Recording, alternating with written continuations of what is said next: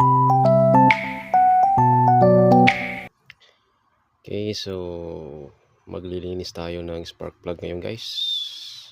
Bali, magpapaksyo pala tayo ng spark plug ngayon. Mapapansin natin ito napakarami, no? So ang gagawin natin dito, lilinisan natin itong spark plug na ito. I-try natin yung ibabad siya sa vinegar, no? Buong gabi. So balibo kasi i-check natin. So ito yung kanyang dumi, i-compare natin. So diyan natin niya ilalagay para maganda yung kanyang pagkababad. So siyempre ito gagamitan natin ito ng vinegar kasi mabisa daw yung pantanggal ng yung dikit na ng mga carbon deposits at mga rust. So itong gamitin natin, Silver Swan sukang puti. So magmamarinate po tayo ng spark plug. So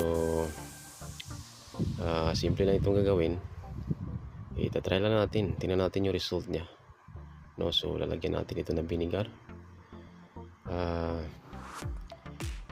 Punuin na natin itong baso, no? So bali ang gagawin natin dito, itatabi natin ito. Ang oras ngayon is alas 9 ng gabi.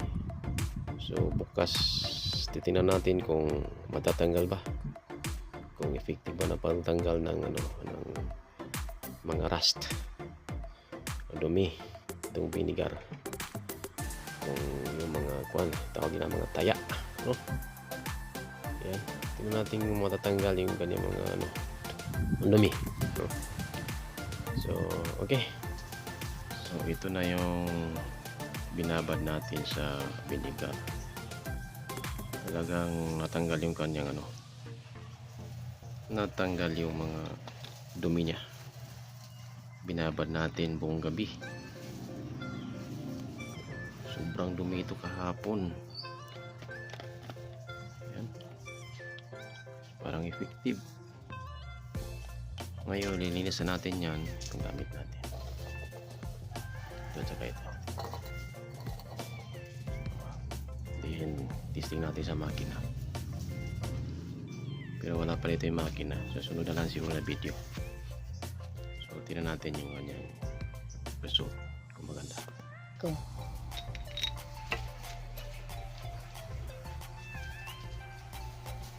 Tanggal yung mga dumi. Yan, linisan natin.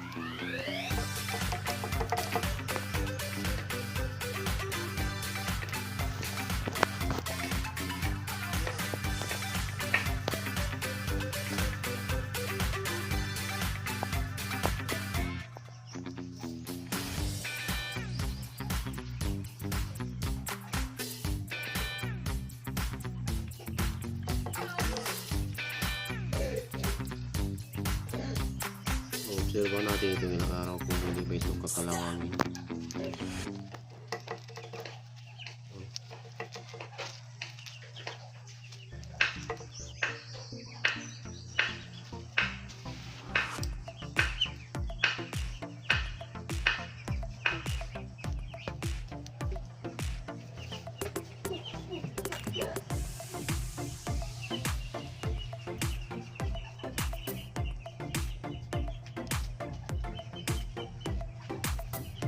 Tingnan natin kung hindi kakalawangin.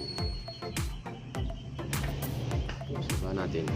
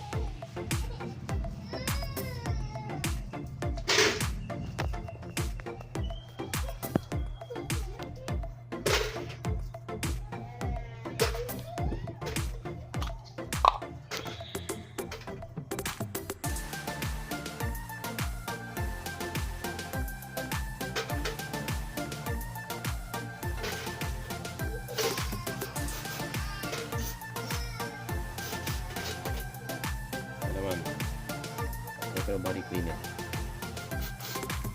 finishing touch.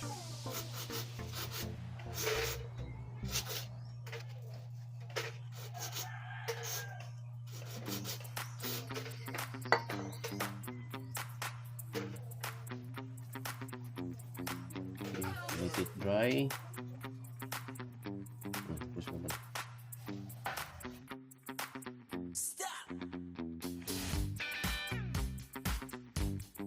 So, malaki yung pinagbago compare doon sa dati ng anyo.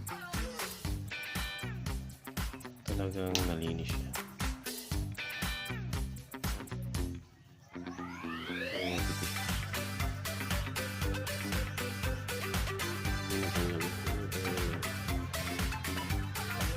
Ang dumi. Ang galing dito.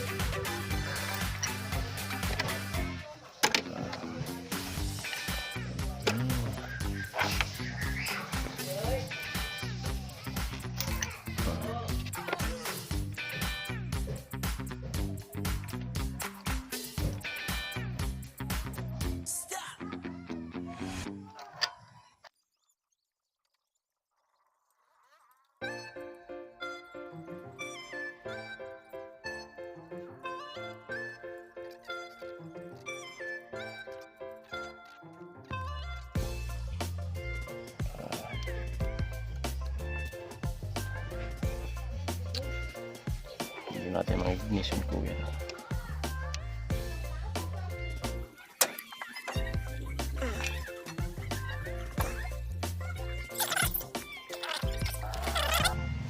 Next, ito naman kanyang cover. Balik natin. Tsaka ibuot.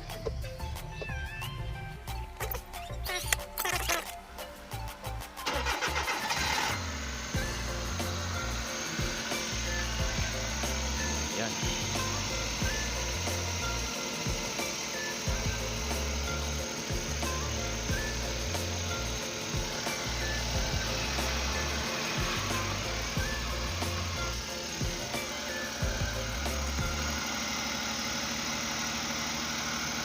Malaki yung pinagbago niya mga boss. Yung dati ganitong cold start, medyo yanig, purog. Ngayon halos wala na siyang purog. Oh, nawala yung kanyang ano. Yan, cold start pa yan eh. Yan, mataas pang RPM at saka nandun pa yung ano niya, yung cold engine indicator.